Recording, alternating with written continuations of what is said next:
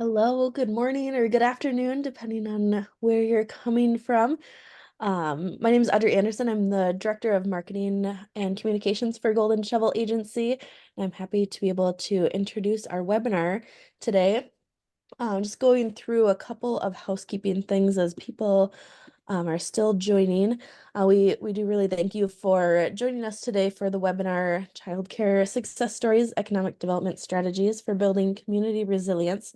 We're so happy to have you explore this topic with us and the role that it plays in economic development and how it contributes to building resilient communities.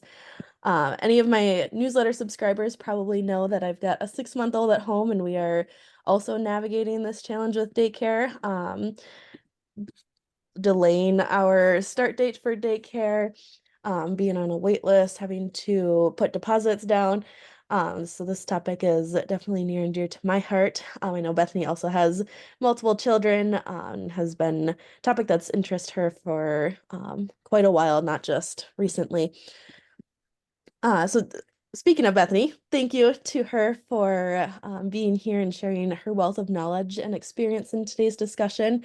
We're very grateful for her insights. Please note that this webinar will be recorded and a follow-up email with that recording will be sent out tomorrow. We encourage you to put your questions in the Q&A section throughout the presentation, and we'll pause periodically to answer them depending on how many questions we're getting. I'm also excited to announce that we have another webinar on the child care crisis coming up in March, featuring a panel of community members. So this will be another excellent opportunity to hear those diverse perspectives and solutions. So stay tuned for more information. I'll hopefully have some more information for you on that follow-up email. So let's get started, and I will hand it off to Bethany. Sounds great. Thank you, Audrey. And just to piggyback on that, you guys, I'm so excited for our second series in the childcare webinars. The fact that we have people that are coming and are willing to even have breakout panel discussions to speak to you directly and really answer in-depth questions about their strategies and solutions that have worked is super exciting. We're kind of treating this more as a workshop session. So if you are interested in really diving deep into any of this, I recommend that you register for that as soon as possible and make sure that you attend live, just because I think it'll be very, very valuable to hear directly from people who have implemented some of the ideas that we're going to mention to you today. For those of you who don't know me, my name is Bethany Quinn. I am the Executive Vice President of Golden Shovel Agency, and I do a lot of work on the thought leadership side. So we're very passionate about empowering all of you to make as big of an impact as possible in your communities. One of the ways that we do that is by bringing education and best practices to the fore, so that way you can get inspired and have ideas on tangible solutions you can implement in your community. So this childcare white paper and series has not been something we've done on our own. Again, talking about best practices, we have heard from so many members of the community. Here are just a few of their names who have offered up ideas on things that they have done that have worked for them, that we've been able to share with you. So everything we present here today, you will find more in depth in our white paper. But again, I do want to express gratitude for every economic developer and community leader who took the time to share their stories with us. So as Audrey mentioned, this has been an issue that has been near and dear to me for a very long time. For those of you who don't know, I have 7 children. Our oldest is in college, our youngest is in 1st grade. And because of that, I have been in the childcare scene for a very long time. And I have noticed over the years, so particularly when we had number 5, so that'd be 13 years ago, it just became harder and harder to find childcare solutions. And that squeeze has just gotten tighter. With COVID, obviously, the issue became amplified, but again, it certainly didn't start with COVID, as so many of you know. Right now, though, we're really at, I think, what everyone is considering a crisis point. With over half of Americans living in a childcare desert, this is something we have to address right away. What is a childcare desert, right? That's just a lingo kind of tossed around, but what does it mean? So what it really comes down to is there's 3 children for every 1 childcare spot. And for those of you who are trying to get people back into the workforce or make sure they can work full time, that's just not going to be possible if they continue to have nowhere to put their children while they're engaged in work activities. So how does that impact when there's not spots available for childcare? So 20% of working parents in the last couple of years have had to leave work or reduce their hours. So again, that doesn't mean everyone completely left the workforce, but it may be that instead of working full-time, they're only able to work part-time because they're having to share childcare duties with a spouse or maybe lean on family members who are only available certain times of day. So of course, that has a direct economic impact. 13%, it's probably 7% that reduce their hours because we know statistically nationwide, 13% of US parents with children under the age of 5 have had to leave their jobs because of a lack of childcare. And it's even higher in certain states. I just put in 2 state statistics right here. In Iowa, for example, that's 14%. In Missouri is 28%. So depending on where you are, those numbers obviously can be much worse. According to strongnation.org, that shortage of childcare is resulting in a $57 billion annual loss. So as economic developers who are working so hard to strengthen the economy in your local community, who are working so hard to make your community's economy more resilient, business attraction, of course, business expansion is an important part of that, but there's a piece of the strategy that's been right under our nose all along, and that's that we have opportunity to grow our economies with what we have if we can simply make sure there's enough childcare to get everybody back to work. So it's important to take these numbers, though, in my mind, from that more global national level. That's huge numbers, right? But what does that mean for me? What does that mean for my community? And really break it down. And that's super important because you're going to have to work with stakeholders locally in order to move anything forward. Engage, they're an economic development group, Engage County, Nebraska. They've done a really great job of working on childcare. And one of the ways they've been able to do that is by starting with the data. So they worked with First 5 Nebraska to calculate the impact on their community. And they determined that $6.7 million in economic loss was occurring every year for their county. Now, they only have a population of around 22,000 people. So you can imagine if you live in a larger community, that impact is significantly more.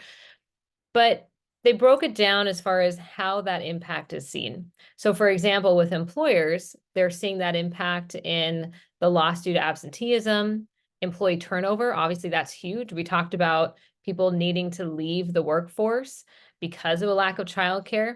So having to replace that employee is very expensive for employers. And a loss of workplace productivity. For any of you who have kids, you know that it's not always about, can I put my kid in childcare, but maybe it's, what do I do if my kid is sick and I have to leave work? Those are things that also lead to a loss in productivity. So the childcare solution really has to be multifaceted if we're going to be able to ensure people can work and then they can stay at work while they're there. In addition, they broke it down to the loss of retail sales. So remember, anytime that somebody isn't working, they're obviously spending less money in the community. So they broke those numbers down by taking a look at what that means to actual individuals, right? So how are families suffering by that loss in childcare? And of course, it comes down to, if you're not making as much money, we are having issues with less money to spend at local shops and restaurants. So that means your small businesses are suffering because families who maybe had 2 incomes had to go down to 1 or go down to a part-time income. It also means that the rest of the taxpayers are going to be carrying more of a burden because if people can't work at their capacity, there's going to be an increased need for social services. And also housing insecurity, which of course is not good for anyone in our community. But really, this is an issue that of course impacts all of us. If we can't get everyone to work at their full capacity, earning the income that's going to support their family, then everyone else in the community is going to help support in some way, right? So it is something that everyone should care about. Now let's talk about the contributing factors, right? So what is causing us to have a severe childcare shortage? So again, we have that insufficient capacity, one spot for every 3 kids. There's also something people don't talk about enough, and that is scheduling conflicts. So even in communities where there may seem to be enough childcare facilities, they might not be open the hours that people actually need them to be. So for example, if you're a nurse working a shift at the local hospital, you could be working weekends, you could be working evenings. You need childcare when you're at work. Manufacturing and distribution operations sometimes have shift work, so similar issue.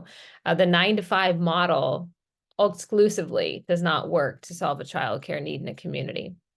And of course, there's high costs. Places like Wyandotte County, Kansas have done research to find if you have 2 kids, there's a good chance you're spending half of your income to pay to put them in daycare, which is just not sustainable. Inconvenient locations is another problem. This is more acutely felt in rural communities. If you have to drive a half hour north for work, but your daycare option, the only one is a half hour south, that's going to be an issue and maybe prohibitive when it comes to putting a child in daycare. Even if you want to do it, it might just be impossible to make it work with the hours that daycare is open and your requirements to be at work. The lack of infrastructure. So there's a lot of opportunities to expand current daycare facilities, but they need infrastructure support to do it. And then, of course, workforce challenges. So everyone's feeling the squeeze, regardless of what industry you're in. Childcare workforce typically is paid at the lower level, right? And it's interesting because even with that, childcare is so expensive. But when you have companies like Target who are willing to pay more per hour, a lot of people who might have been directed towards daycare facilities have ended up working in retail locations or working at restaurants. So it is definitely a challenge that we need to continue to focus on. But again, we got to break this down to the local level. So what is the exact issue facing your specific community? I definitely recommend working with your state partners and starting at the state level and then trying to narrow it down. Simply because the state partners are going to have more financial resources to gather a lot of the data that you're going to need to make informed decisions. Starting with that data set, it becomes a little bit more manageable to break it down for what's happening in your community. But here's an example of why that's so important. So in Kingman, Arizona, for example, we heard from Terry and talking about what's happening in their local community. So shift work is really what it came down to. So they do have daycare facilities. They need more like everybody else, but they have a lot of businesses that include healthcare and manufacturing primarily that operate on a 24-hour work cycle. So most daycares simply weren't providing the childcare during the hours people are working. So it's important for us to know what the issue is, right? Because if they hadn't done their research and had just gone about trying to create more childcare capacity, but had not focused on knowing when people actually need to have their kids in daycare, then they wouldn't be solving the problem. So you have to take time to survey your stakeholders and really get to the bottom of where your biggest shortages lie. And what's interesting when you look at an issue with hours of operation is existing daycare providers with your help could potentially expand their hours. The facility is already there. So if you know that this is an issue, you find out that it's an issue, the very first step is to go and speak with every single daycare provider in your community and ask them what it would take for them to be open these non-traditional hours and what they would need from you to help make that happen. That is going to be a faster solution the majority of the time because they're already open, they're already licensed. Obviously, they're going to need help to expand, but when you compare that to trying to build a facility from the ground up, there's really no comparison. So I highly recommend that as a strategy you implement right away, if that's one of your issues. Another example of needing to find the specific root cause of the childcare shortage, we can turn to Iowa. So Iowa lost 33% of its childcare workers in the past 5 years. That's going to hurt. 33%. That's huge. So the reality is, in a state like Iowa, making sure that you can recruit more childcare workers and train childcare workers is going to be necessary before you do anything else. Because if you're going to build more facilities, but you have nobody to take those jobs, you're still not going to have childcare capacity. So very important to understand what that primary root cause is and work to address that first. Another thing that we need to do before we can make change is we need to treat childcare as critical infrastructure. So Lisa Hurley, economic developer in York County, love Lisa. She's been talking about this need for years, long before it became really a national talking point. She's been bringing this up and working on it in her community. And I love Lisa's mindset on this, and that's that roads and sites are critical infrastructure for growing businesses and growing our economy, but we have to treat childcare the same way because otherwise there won't be any workers to fill those buildings. And that's really where we're at right now, is we need to make sure that as a community of economic developers, we are conveying the importance of childcare as critical infrastructure to our community members and to stakeholders. And that's not always easy, especially when you're speaking with people who no longer have children in that age group. People who maybe felt like, hey, I had to figure it out on my own. New parents have to as well. But the reality is that's just not going to fly, because if we want our economies and our communities to be strong, we have to make sure people can get to work. And right now, they need help. So we're going to have to invest in this and bring stakeholders together to make it work. Greg Kindle over at Wyandotte Economic Development Council is fantastic and a huge fan of gathering data. So they found that every dollar invested in childcare is going to generate $7.30. That's a good deal. I mean, I want that kind of return on my money. I think all of us do, right? And proving ROI is always one of those challenging things as economic developers when you're trying to get stakeholders to invest in a project. But the numbers are there. There's been so much research done on childcare now that you can confidently go into meetings and use numbers like this. Every dollar you invest is going to bring $7.30 into our economy. And of course, if you're a local business owner, that's going to benefit you because those are more people to spend dollars at your facility, whether you're a car dealership or whether you're an orthodontist, right? That's going to help you as well. Obviously, it improves labor productivity, attracts home buyers because people want to make sure that there is capacity for their children if they move into a community. It helps with school systems. And also, there has been enough data over the years to show that it can reduce incarceration and violent crime. So, crime has been obviously a talking point as well. The post-COVID era, crime has increased. But if we can invest in kids when they're young, they're more likely to have a better future. So we are all aware of this issue. At least that's why you all are here. But what are we going to do to fix it? So I wanted to talk about some of the best practices that you will find in our white paper. Clearly, the white paper dives into them at a much deeper level. But I want to start by talking about supporting existing childcare providers. Like I said, this is really where you're going to be able to make the fastest impact simply because the facilities exist and they're already licensed. One of the ways that communities have been doing it is transitioning home-based daycares into larger facilities. For example, these working moms, they worked at their mother's home-based daycare in Wyoming and had an interest in being able to expand that into a much larger childcare facility. And they were able to do that by getting help from the local economic development organization, the local bank, and a guarantee from the SBA.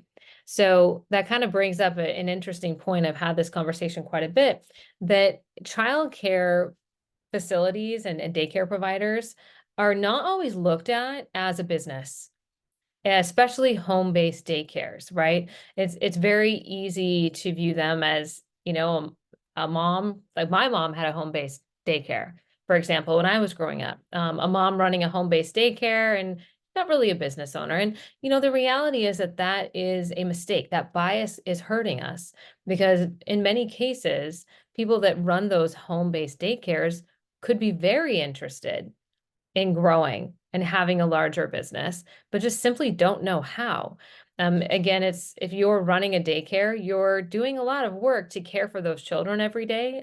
These people work incredibly hard, incredibly long hours. And so without someone coming by and saying, hey, do you want to do this? I can show you how. I can help you to secure the money to do it.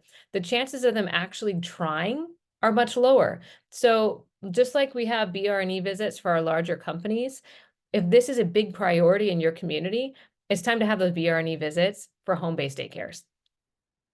As shown by their example, the SBA will fund these types of projects as far as buying a building for them to be in. So with your help, it's possible to increase capacity by working with the providers who clearly are already interested in offering this type of service.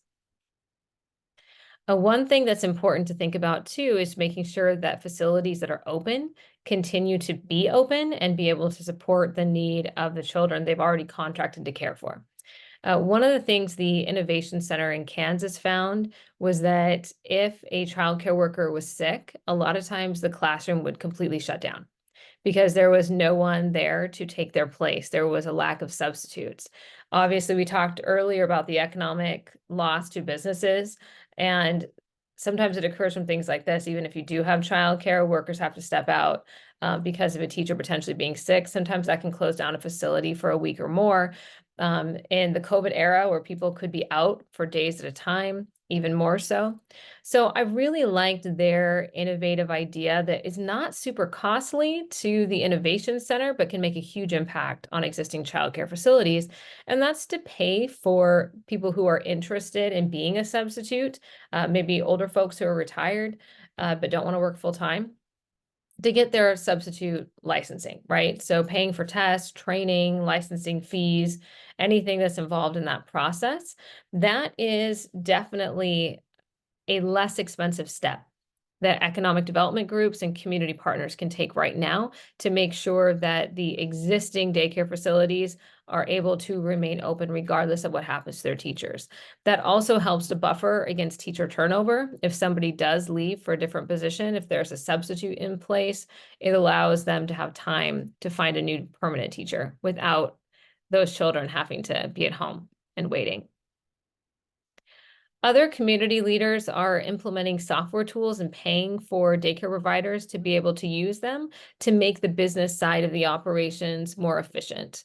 For example, if these tools help with billing and calendar management, enrolling children, things of that nature, it just makes it more sustainable as a business to operate and can expedite getting more children enrolled. So organizations like Childcare Aware in Kansas, they're helping to pay for that software. Bethany, I'm going to pause real quick since we're about halfway through and just read a couple comments and questions. Yeah. So Mike mentioned the Strong Nation report was updated for January 2023 and is now 122 billion up from the 57 billion impact of the 2018 report. Thank you for that. I really appreciate that. We'll update our slide accordingly. Thank you, Mike.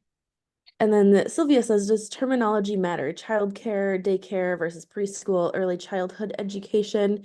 Is there a common language on which employer-centered stakeholders can come to an agreement, particularly centering the whole person and broader community needs, not only employment?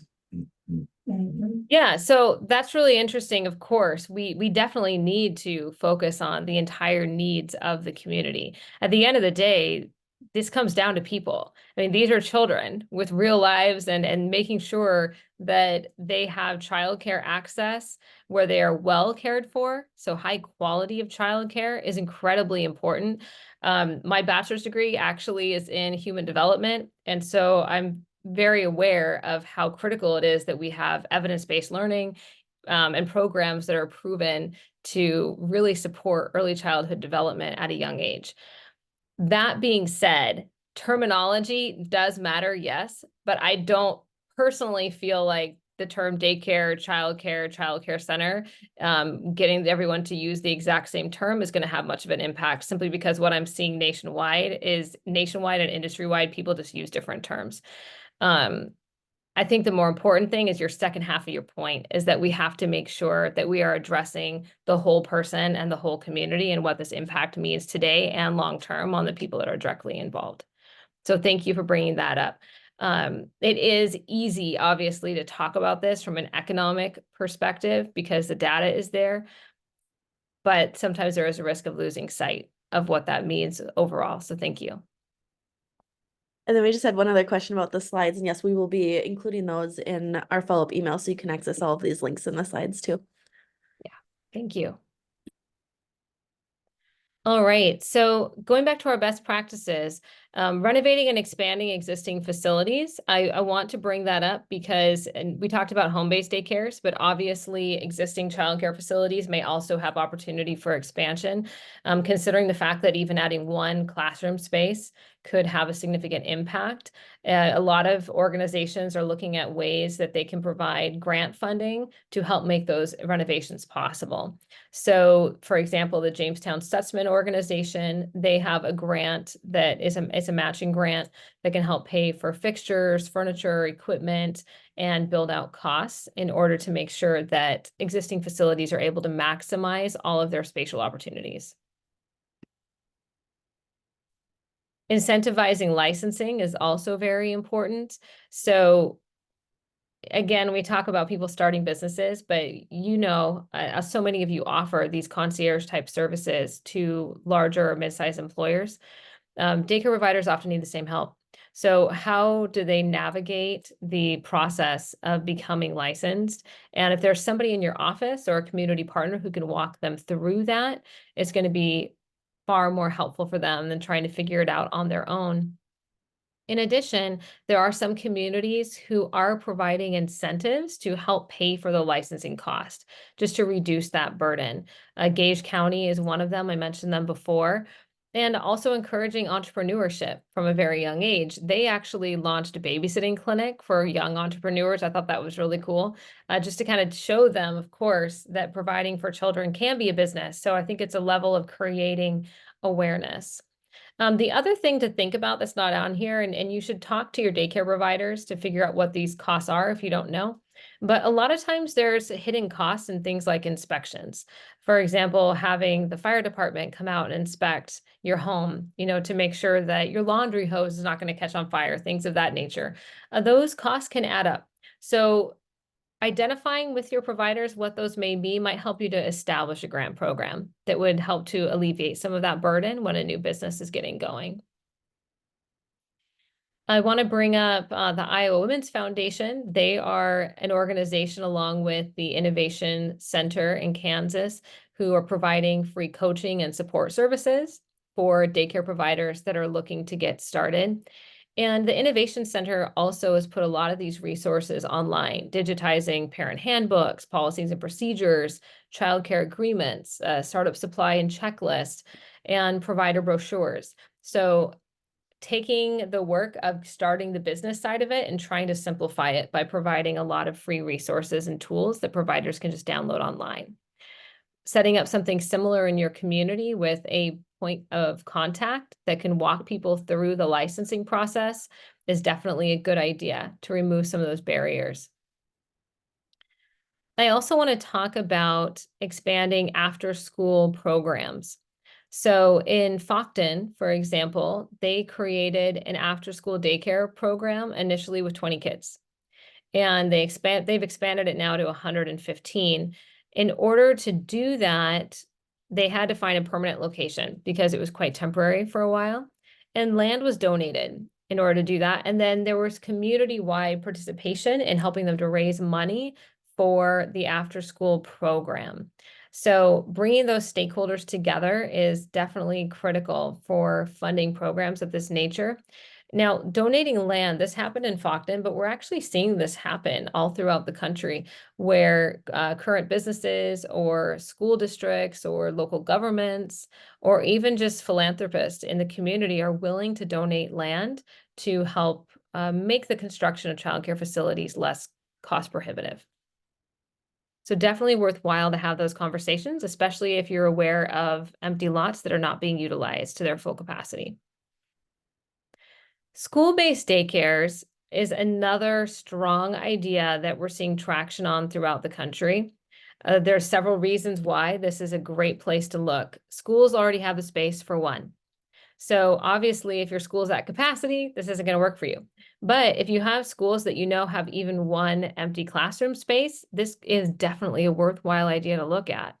The facility is already there. They're already paying to heat and cool and turn the lights on. They're already paying the water bill. So a lot of the costs are negligible with adding a daycare facility there. It comes down mostly to the workforce.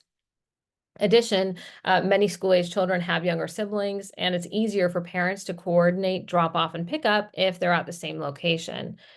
Simultaneously, these spaces can be converted to expand for after-school care, to take care of those elementary age children. And teachers need childcare. They need somewhere to go. So we have an example here in Los Lunas, New Mexico.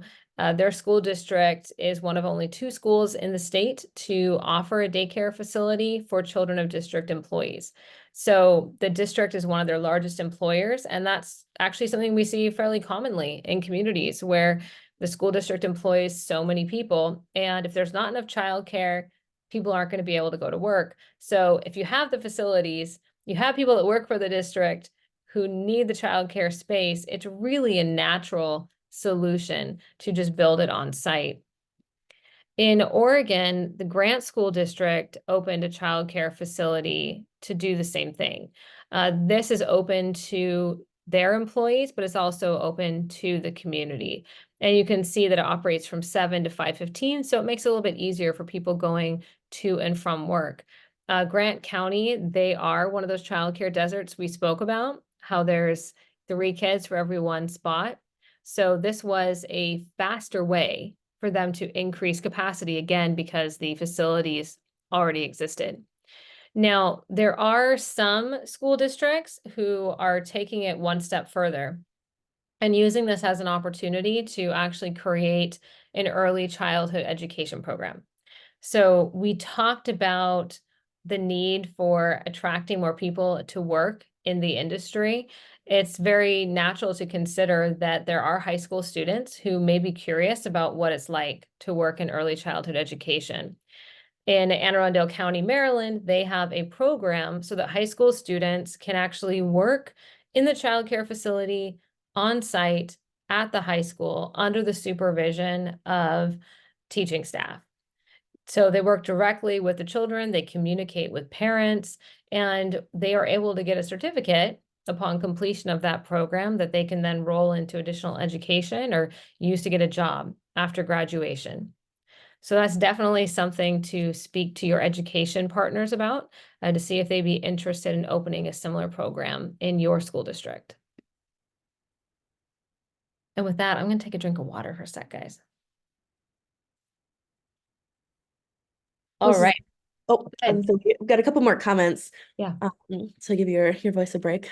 Like again, in Nebraska, we try to stay away from using the term daycare as it can be viewed as antiquated term that does not take the professionalism of the industry into account. If Sure. we want to uplift our childcare professionals as the same or as the small business entrepreneurs that they are, we want to give them the recognition they deserve. Yeah. And then Kelly, not a question, but comment. The walking through the licensing is typically done by the state, like through Childcare Aware. For small EOs, it's best to just know who to refer out because this is a ton of content to be familiar with. Yeah, absolutely. That makes a lot of sense. And if your state offers that, that's fantastic. Unfortunately, not all states do. So it sounds like you have a really good resource. If you have a state partner that's willing to spend time walking someone through it and can refer it out, that is obviously the preferred method. So that's fantastic that that resources exist for you. I think in places where it doesn't, maybe that's where the online tools become more advantageous, being able to put things online as far as step-by-steps and linking to those forms. That's another way. You could maybe even create a page on your website if you don't necessarily have the time or a state resource to direct to. So that way it can happen a little bit more automated, and then you can step in only if there's confusion. In regards to using childcare terminology to elevate the industry, thank you for that feedback. Definitely that's something that we can edit in our presentation. So thank you for that. All right. So the dreaded word, daycare, right there, you guys. We'll have to edit that out.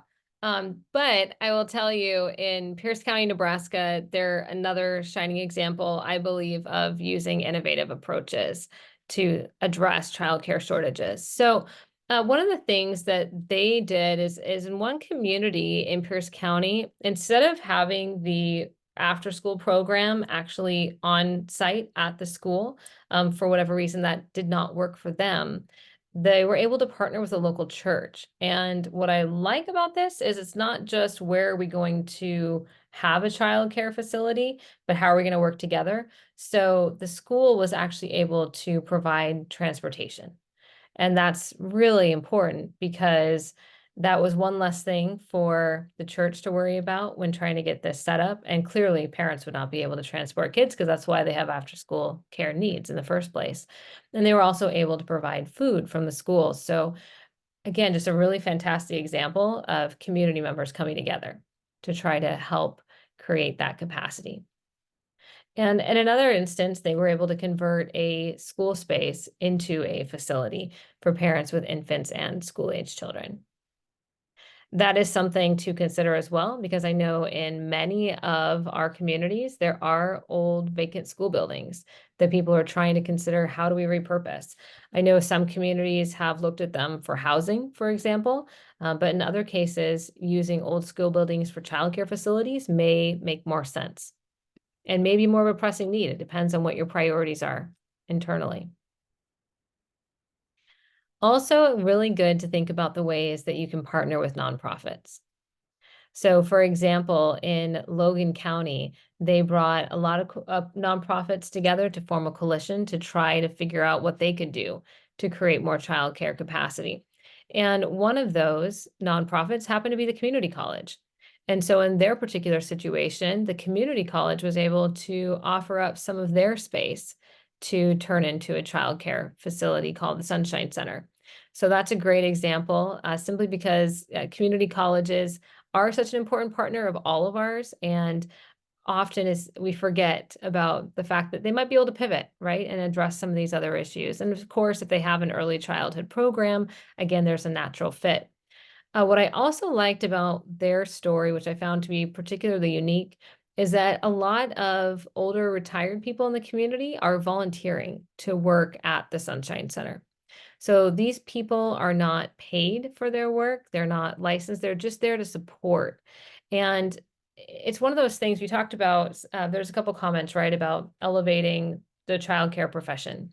And one of the things that's easy to forget is the fact that it is, again, very taxing and very demanding. And so what Trey was saying is how these volunteers can sometimes just offer a little bit of relief to people who are working every day so they get a little bit of a break, right? Just providing assistance, like maybe reading story time or helping with snacks, things like that can make a big difference in a person's day and a childcare worker's day who's often on their feet all day and working pretty long hours. So good thing to think about that there might be volunteer opportunities. Partnering with the Boys and Girls Clubs and YMCAs is another thing that we're seeing communities have a great deal of success in. Because they have existing facilities, there's already a part of their programming that is directed towards children. That's already part of their character of who they are. And there's already a lot of community trust for these organizations. So working with them to help solve this issue can be a really wise idea. For example, in Alamosa, they are brainstorming how to make this work by, donating land to the Boys and Girls Club. So we wish Kathy a lot of luck with those efforts, and it's something that we've seen work in places like North Carolina. So Convergent Nonprofit Solutions is one of our partners, and they helped the YMCA to raise $8.6 million to increase their childcare capacity. The YMCA had a lot of, again, community trust, a lot of community buy-in for what they've been doing because they've been doing an incredible job working in the communities for decades. So this was the largest capital campaign the community had ever done, but because it was the YMCA, a trusted community member and partner, the community was really willing to step up and to fund this initiative. And there's a fantastic example. You can look this one up in the news. It got quite a bit of coverage, and it's also in our white paper. So if you have not spoken with your YMCA and Boys and Girls Club partners yet about childcare, I would certainly do so and maybe bring this example to them to see if they're open to consider expanding their role in providing childcare services for the community. The other thing we want to encourage you to do is to engage your local business community. They're losing money because they can't find workers.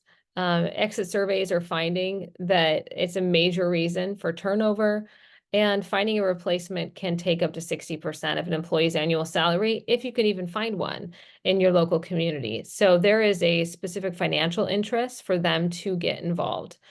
In some cases, businesses are helping to repurpose old buildings. A Midwest bank did this as an example by forming a nonprofit, which created then a childcare center for after school and summer camp. Another example is, when you go to those BR&E visits, talking to your local employers, finding out exactly what they need for childcare and what they're willing to contribute can lead to the creation of organizations designed to really address this effort, as we found in Indiana. We also found that in Minnesota. So in Minnesota, employers came together, and because they came together on this initiative to help solve childcare, they were able to go on and receive grant funding to expand access. Also of note is that many businesses are starting to be open to the idea of providing on-site daycare. Lee Container in Centerville is an example. They found that a lack of childcare was contributing to 30% of absenteeism. And so they went ahead and bought an old elementary school. We mentioned that before, obviously, that those buildings can be repurposed, and then hired a local daycare provider to run the facility. So now they're able to use this as an employee retention strategy. This is something that particularly I want to call out, though, is that most businesses that we speak with have no interest in actually operating the facility. So even if they have the space, even if they're willing to contribute financially, they just don't want to be responsible for operating it because that's not what they're good at, right? If you're manufacturing a widget, that does not mean that you're going to be good at caring for the children of your employees. So it's important to find community partners that are willing to operate facilities if you have businesses who are willing to invest in them. I also want to point out that businesses can come together and really share those resources. In Devils Lake, North Dakota, for example, Eventide Heartland has an on-site childcare center, and they're allowing other small businesses to use that facility. So it's a lot of times you can bring people together in this way, where maybe one business has space, but not the financial resources to invest, and other businesses have financial resources to contribute to getting that space ready and helping to fund it. Bringing them together as a group and making sure that everyone's needs are met, that all of their employees can get care, is something to consider. So one question we recommend you adding to your BR&E visits is finding out, again, what are the childcare needs and what assets or resources does a business have they'd be willing to contribute, and would they be willing to contribute in partnership with other local employers? All right. Another example of this success is Launchpad in Indiana. So they were able to increase childcare seats by over 500. So that's fantastic. And they work by providing direct support. Again, this is not an economic development organization, but in some cases, community organizations may need to be created to really spearhead this initiative, and economic developers have a key role to play in the creation of that, and can sometimes be the bridge between a nonprofit who's interested in tackling the issue and the employers in the community who might be willing to fund it. All right. Other ways that people have funded childcare. So childcare expansion grants, those are great programs to use. Scholarships to make sure that families can have access to high quality care is an important other side of this coin. TIF financing has actually been used to help open childcare facilities and pay for operating costs. Another idea that we saw, for example, in Taylor County, is they help to convert for-profit childcare centers into nonprofits so they can actually secure some grant funding for operation and expansion. In some cases, again, investors in the community are willing to put money in and either purchase land or a building to help create some of the capacity. Electric cooperatives are contributing in many cases. We're seeing them provide grant funds. So electric cooperatives are big fans. Obviously, their entire reason for existing is to support communities and to address some of their most basic needs. Recognizing that childcare is infrastructure, cooperatives all over the country are helping and partnering to fund these initiatives. So if you haven't reached out to yours about childcare, I would certainly do so. And then, of course, maximizing every opportunity for state and federal grant funding. If it's something providers have to apply for directly, again, childcare is a business, so they're going to need support just like any other business would. If you have a partner that's willing to help them apply for grants, great. If you don't, at least providing that information in an easily digestible format online is definitely a good idea, because most of these providers don't know where to look and they don't know how to apply if they do find a grant opportunity. So let's talk about the next steps. So really, these are just some high-level ideas. You'll find more in our white paper. When we have our panel discussion, you're going to actually hear from the people doing the work, who are far more experts than I am and able to really dive deep and answer your questions. So I'm excited about that. But otherwise, the next steps that really you need to take is conducting that community needs assessment. So what is specific to the needs of your community? The Kingman example from earlier, I thought was so important because they identified it was really making sure that the hours supported shift work and 24-hour operations. Your community, there may be a different specific need. For example, there might be a location where there's just not enough childcare next to one of your major employers, things like that. So you got to take the time to really conduct that need assessment and get specific so that you can make an impact that will have the best possible result.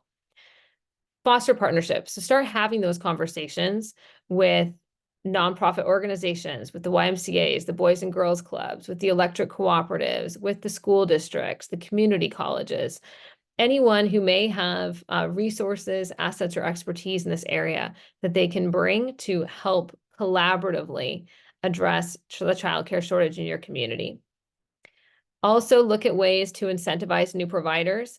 Again, your businesses, your financial institutions, your healthcare providers, your school districts, everyone may be willing to contribute to these incentives because everyone is feeling the pinch of having workers who can't come to work because they don't have childcare for their family. Also, look for ways to support existing providers.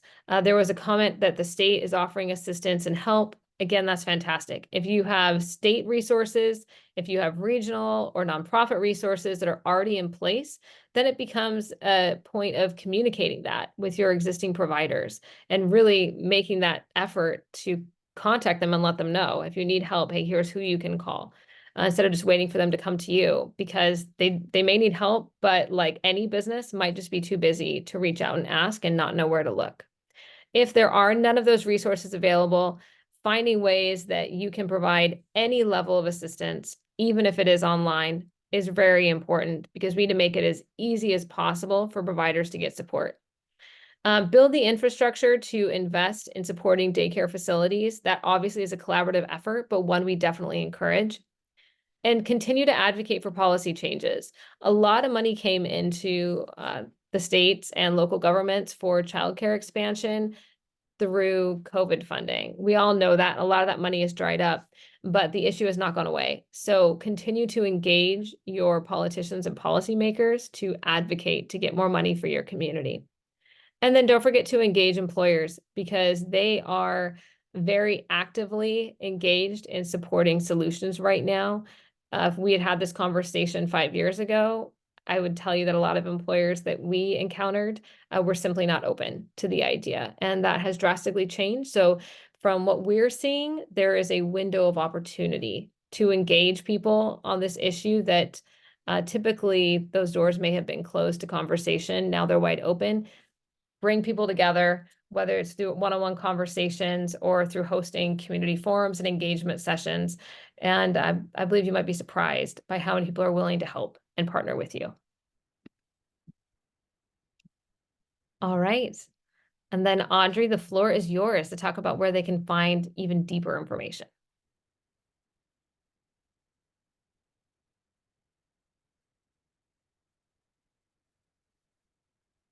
She might be on mute, guys.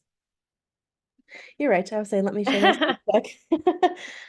Uh, let's see. Okay, can you see this? Yes, we can. Great. So we've got lots of different resources available to everyone. The first thing that Bethany has mentioned multiple times is our latest white paper, Community Champions, Economic Developers' Role in Alleviating Childcare Shortages. So I've got a short link here if you want to copy that, or this QR code also leads to that white paper for you to download it. Again, we'll be including all of this in that follow-up email as well, too. In addition, we've got multiple articles specifically about this childcare shortage or crisis, along with many other topics. I highly encourage you to go and check out our website at goldenshovelagency.com and then navigating to that news tab. And then also, like I mentioned in the beginning, we've got another webinar coming up also on this topic and having those panel speakers come in. So we'll be sending out information on that as soon as it's ready. But otherwise, you can always navigate back to our webinar page on our website. And I see we've got a couple more comments and questions. With the models shared, do you have the typical age range for enrollees? Increasingly, there are conversations around universal preschool starting at 3 years old, wondering if there is or has been a spectrum advocacy as details of stress points surface. Yeah, that's actually a really good question. So a lot of this research has been done at the state level. What state are you in? So I can share anything that would be specific to your area. Because we do have a lot of research and data that we can share with you.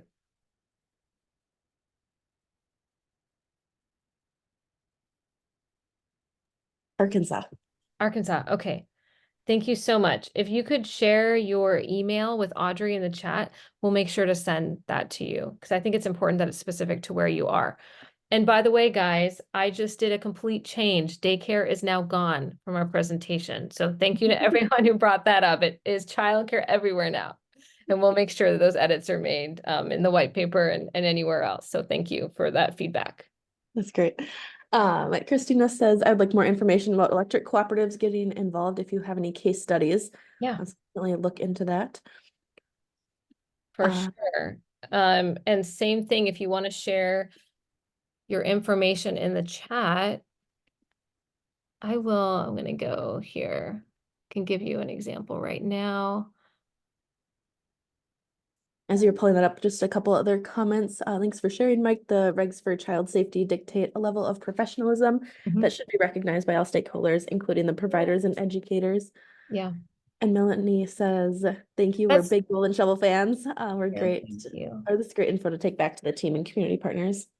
Yeah, I do like what was said though about the need for professionalism and education. And that's why I really also like the idea that like they're doing in Anne Arundel County, Maryland, where they have a set program. So think about your CTE programs. If you were going to go and learn about HVAC or auto mechanic work in high school, I mean, it's that same rigorous nature of their education program where the high school students are working in the childcare facility and they're learning from trained staff. I know many of us are huge proponents of the combination of book learning and hands-on learning.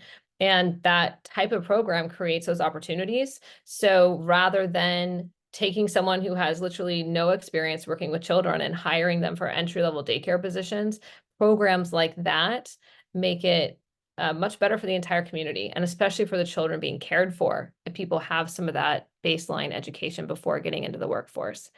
So I would recommend looking into that as a potential solution for your community. As for a cooperative example, there's more in our white paper, but just to give you one right now, Minnesota Power, they have an incentive program and they were able to provide grants and assist licensed childcare providers in Duluth. So they were actually giving anywhere from $10,000 to $50,000 to create new childcare capacity. So again, that's quite a bit of money. And that's just one cooperative. You'll find other examples that include grant programs that were offered by Reed Fund in several states in our white paper. Great. Well, that is all we've got. And we're just about at the top of the hour. So thank you so much, Bethany, for sharing all of this. Yeah. And to all of our attendees, be on a lookout for that email tomorrow.